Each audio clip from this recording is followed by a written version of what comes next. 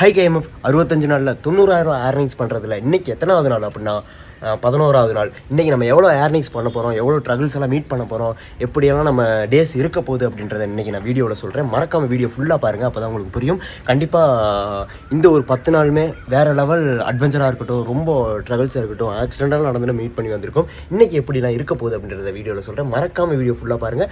But நீங்கள் video பார்த்துட்டு போகும்போது தயவுசெய்து ஃபாலோ பண்ணிட்டு போங்க, நிறைய கண்டென்ட் இருக்குது. இப்போ டைம் எவ்வளோ அப்படின்னா கரெக்டாக 4 மணி பாருங்கள். இப்போ தான் சாப்பிட்டு எழுந்திரிக்கிறாரு. ஆனால் என்ன 4 மணிக்கு சாப்பிடுவீங்க?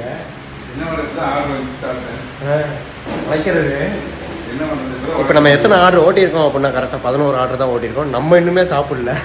5 மணி ஆயிரும்னு நான் சாப்பிட்றதுக்கு. 4 மணி தான் ஆயிருக்கு. நம்ம எத்தனை மணி அப்படின்றத சொல்லலாம்.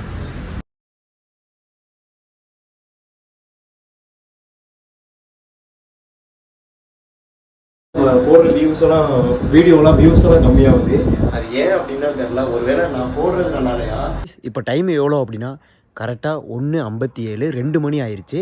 இப்போ தான் நமக்கு லாக் அவுட் பண்ணி இப்போ தான் ரூமுக்கு வந்து சேர்ந்துருக்கோம். கரெக்டாக இன்றைக்கி நம்ம 10 மணிலேருந்து மார்னிங் 10 மணிலேருந்து நைட்டு அன்டைமில் 2 மணி வரைக்கும் ஒர்க் பண்ணியிருக்கோம். இன்றைக்கி ஏர்னிங்ஸ் எவ்வளோ அப்படின்றத கண்டிப்பாக பார்க்கலாம்.